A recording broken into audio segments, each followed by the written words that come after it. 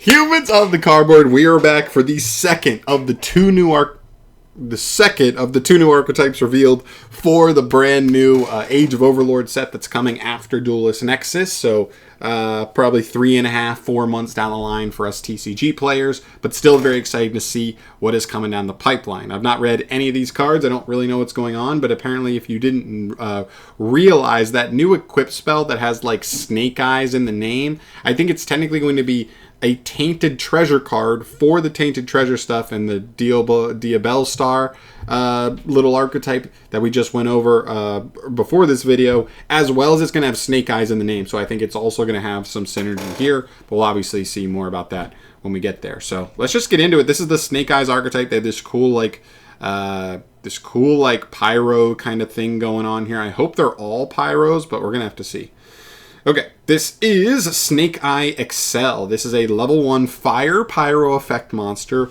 Oh yes, please, please. So we already have our new Pyro Rhoda, which makes this deck probably better anyway, but let's go. Okay, this is 800 attack, 1000 defense. You can only use both effects once per turn. Wait, are these the stats for the vassals from the Monarch archetype? That could be something interesting. Sorry, if this card is normal or special summon, you can add one level 1 fire monster from your deck to the hand. Wow, that's a little bit generic, huh? Wait, that's Kurikara. This just searches Kurikara. That's crazy. Okay, you can send this card and one other face-up card you control to the graveyard to special summon a Snake Eye monster from your hand or deck. Sheesh. And any other face-up card. Wow. Okay. That's a fucking Stratos plus a like pseudo Lone Fire Blossom. That's pretty insane. That's a really good start. Okay, cool. Next up we have another level 1 Fire Pyro. This is Snake Eye Orc. 900, 200 for the stats. 2 hard ones per turn effects. If this card is normal or special, you can target one of your level 1 fires that are banished or engraved and either add to the hand or special summon it. That's pretty good. Like a wolf bark kind of effect, but even extra versatility that you can add not only special and you can get it from banish or grave. That seems pretty good. That can even reborn a Kurikara.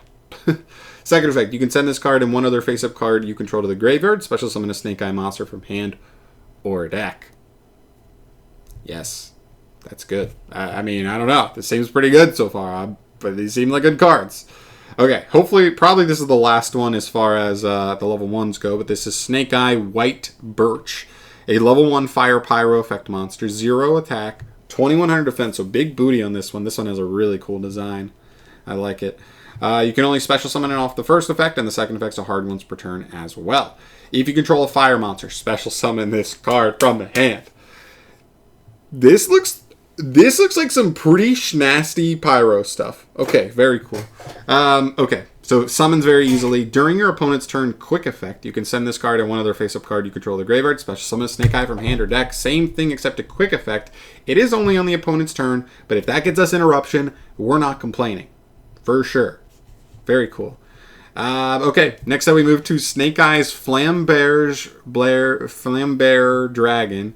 A level 8 Fire Dragon. Okay, so this guy is different. This guy is not a pyro anymore, so that does matter. But he's summonable off of all 3 of the other ones. He's 3,000 attack, 2,500 defense, so pretty beefy, and 3 hard ones per turn effects. You can target a monster in the graveyard or face up on the field. Place it in its owner's spell and trap zone as a continuous spell.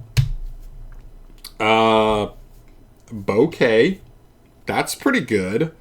Okay, that's a pretty interesting removal effect. That, like, it removes a monster without putting it back in extra, in grave, or back in the main deck so that it's not accessible in those ways. For a lot of decks, putting a monster in the spell and trap zone makes it harder for them to access because they don't have generic tools to, like, remove those cards in those zones to the graveyard. So that actually could be pretty good. Okay. I like that it's also in the graveyard or face up on the field, so you can even remove something from the grave. You can put something in your grave or your field into the spell and trap zone if that matters. Interesting.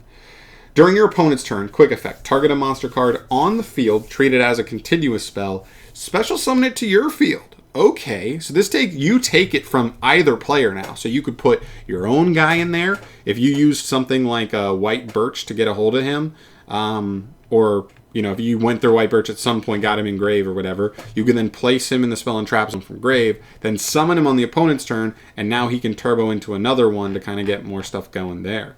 It's pretty cool.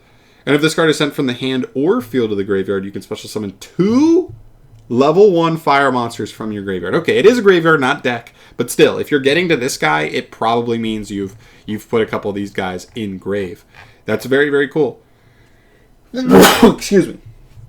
Only questions I have about this card, and I've made videos talking about main deck boss monsters. He does not summon himself, so he is a brick, for sure. And secondly, his second effect, which, like, I'm assuming is supposed to be more of his, like, interruptive type effect, doesn't seem... I mean, maybe it's, like, better than I think, and I'm just not thinking about it as well as I should, but, like, I'm not 100% confident in it just yet. It may be better than I thought, and I'm missing something. Please let me know the best interactions, like the ways that this card might... this effect specifically might work if you have a better idea. All right, here we go. Moving on, we have the Shrine of Serpentine Sight, Snake Eye. Is a field spell card. You can only activate 1 card of this card's name per turn. When this card resolves, you can place a Snake Eye monster from your hand, deck, or graveyard face up in its owner's spell and trap zone as a continuous spell. Okay, so you can just place any of these guys just in the spell and trap zone. That's pretty interesting because it does give you like an extra face-up card to send with any of the other level 1s. It gives you a guy in the spell and trap zone that your dragon can summon out and keep extending you for. It's pretty nice. Level 1 fire monsters you control gain 1100 attack. That means even Kurikara goes to like 4100. Shee! And all your little guys get actually pretty decent. Not him, but this goes to 2000 and this goes to 1900. That's pretty good. And then the last effect, once per turn, if your opponent normal or special summons a monster, target a monster on the field, treat it as a continuous spell, special summon it to your field. That's pretty decent, because that now gives you the capability of, like, even if you just draw the field spell, and let's say you don't even draw any other engine cards, it's field spell and like hand traps, defensive cards. You could go field spell, put White Birch in the spell and trap zone, and then when your opponent summons at all, you get to summon White Birch, and then you get to use White Birch to summon straight from deck on the opponent's turn. So that could get you your search, that could get you a reborn for something else, or that could get you just straight into the dragon, and then if you have something else that, could give you payoff and with his second effect, then boom, you are in there. That's pretty good. I think this field spell is not bad. Moving on, new spell. This is Tainted Treasure Snake Eye. Oh, so this has Tainted Treasure in the text too. So this could be set off of her as well. Interesting. Okay. Send 1 other face-up card you control to the graveyard to special summon a level 1 fire monster from your hand or deck. My gosh. Just summon from deck. So this is their own E-Telly. You can only activate 1. Oh, by the way, you can't use both of this card's effects in the same turn. Okay, so that's good to know. Second effect, you can banish this card from your graveyard, then target a Snake Eye or Diabellstar monster in grave. Add 1 level 1 fire monster from your deck to your hand, then place the targeted monster on the bottom of the deck. Dang, just later, it literally just says add another level 1 fire. Wow, this deck seems kind of crazy. Like crazy. Okay, cool.